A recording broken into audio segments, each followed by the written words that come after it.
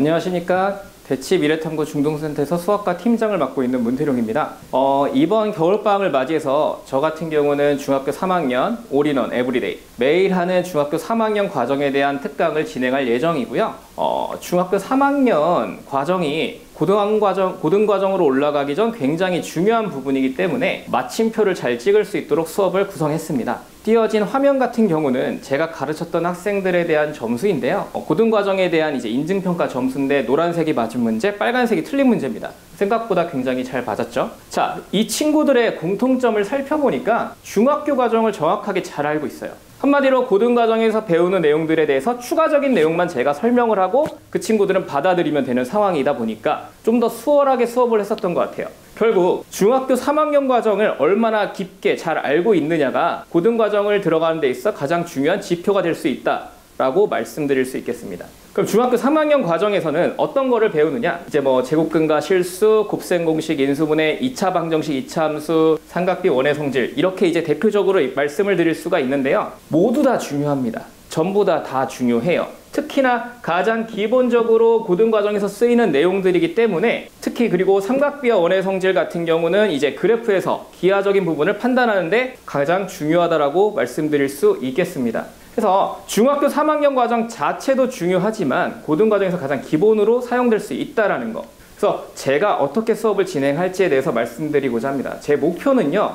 시간도 소모하고 암기 당연히 해야 되죠. 그리고 복잡함과 해석 불가 같은 경우는 제가 간단하고 해석 가능하게 만들어 주려고 합니다. 그래서 개념과 유형과 심화까지 다 다뤄볼 예정이고요. 목적 같은 경우는 결국 고등선행을 위해서 빌드업을 하는 최종적으로 마무리를 하는 시간으로 가지고자 합니다. 특히 그렇다면 어려운 문제를 풀어야 되나 아니면은 문제 해결 능력을 치중해야 되나? 저는 문제 해결 능력에 좀 더 포커스를 맞추고 있습니다.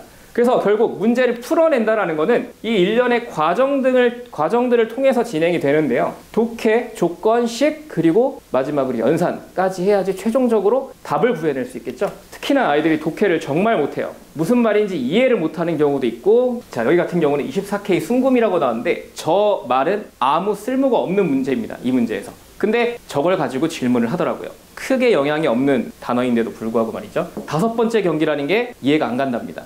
혹은 너무 길어서 문제를 그냥 읽지 않고 별표를 쳐와요. 자, 이런 거 같은 경우는 시험 문제로 나온다면 실제로 아이들이 목숨을 걸겠죠. 한 문제 맞아야 돼. 근데 연습할 때 그러지 않는다는 거. 그런 부분을 조금 연습하고 싶고요. 그리고 문제에서 어떠한 조건을 찾아서 이 문제를 풀어나가야 되는가. 이 조건들에 대한 판단, 조건이 나왔을 때 어떻게 대처를 해야 되는가에 대한 문제의 정보를 파악하는 방법. 그리고 마지막으로 이제 식을 세워야 되겠죠. 그 식을 세웠을 때 얼마나 빠르게 그리고 간결하게 세울 수 있는가에 대한 부분 연습하도록 하겠습니다. 마지막으로 요즘 아이들이 연산을 굉장히 못하더라고요. 못하는 경우 두 가지가 크게 제가 나눠봤는데 단순히 숫자 더하기 빼기를 못하는 경우는 제외하고 조건에 대한 정리가 조금 부족하더라고요. 똑같은 문제 지금 4개를 제가 갖다 놨는데 저희 반 애들이 여름방학 때 특강 듣고 지금 공수원, 공수2까지 진행한 아이들인데 이 두 학생 같은 경우는 이 문제에 대한 조건을 정확하게 적었어요. 근데 나머지 아이들은 아니죠. 복잡하게. 이러다 보니까 시간이 모자라고 공간이 부족하고 계산이 틀리는 겁니다. 물론 저 끝에 친구도 틀리긴 했지만 저 끝에 친구는 다음에 남은 저 문제는 맞을 수 있다는 얘기가 되는 거예요. 그래서 문제의 조건을 파악하고 정리를 해야지 풀이가 쉬워진다는 거. 그리고 세 친구가 똑같이 풀었고 잘 풀었습니다. 근데 이 친구는 마지막에 갑자기 자기 마음대로 숫자를 5로 나눴어요.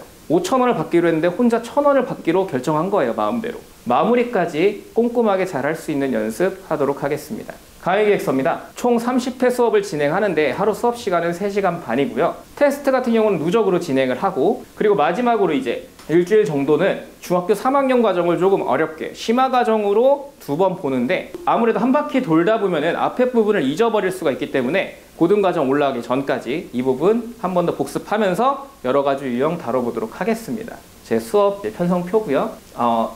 9시부터 12시까지라고 잡혀 있는데 30분 정도는 수업을 더 진행할 예정이고요. 개념과 기본 이제 수업을 하게 되는데 사실 중복 유형들이 조금 있어요. 앞에 제곱근과 실수고요. 뒤에 2차 방정식, 완전 제곱식을 이용한 풀입니다. 둘이 똑같은 부분인데 여기 오면 또 새로워요. 이런 부분들을 조금 위화감을 없앨 수 있도록 한 번에 모든 개념들을 정확하게 흐름대로 이해할 수 있도록 진행하겠습니다. 응용 문제입니다. 여러 가지 유형들이 복합되어 있는 문제들인데 제곱근과 실수에서 다뤘던 부분들이 곱셈 공식 혹은 인수분해에서 진행이 되는 부분이에요. 이런 문제들 같은 경우도 잘 다뤄볼 수 있도록 진행하겠습니다. 그리고 이제 보통 내신 기출 같은 문제들이 어디서 많이 나오냐면은 고등학교 1학년 3월 모의고사에서 많이 진행을 해요. 이 3월 모의고사 문제인데 실제로 내신 기출입니다. 이 내신 기출 같은 경우도 한번 다뤄보면서 아, 이렇게까지 문제가 나올 수 있구나라는 거 한번 판단해 보도록 하겠습니다.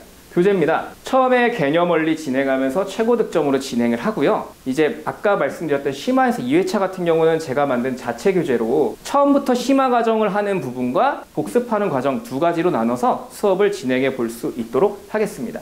그래서 30회다 보니까 생각보다 굉장히 길어요. 그리고 아이들 방학했는데 매일 나와야 돼요.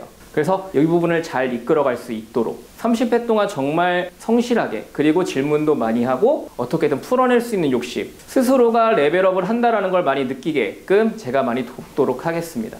어려운 건 당연한 거고요. 그래서 이 어려운 거를 혼자 해결 못할 때 숙제가 미흡하다거나 혹은 테스트 결과가 조금 좋지 않아 혹은 개념을 잘 모르겠어 하는 부분은 조금 수고스럽겠지만 일요일날 제가 오후 1시부터 4시까지는 클리닉 시간을 항상 마련하고 있거든요. 그때 와서 조금 더 공부하는 시간을 가지면 참 좋겠죠. 제가 하는 판서 잠깐 보여드렸고요. 고등학교 과정 가기 전에 이 겨울방학 시작이 이제 고등과정 들어가기 전 마지막 마침표가 될 수 있도록 최선을 다하겠습니다. 감사합니다.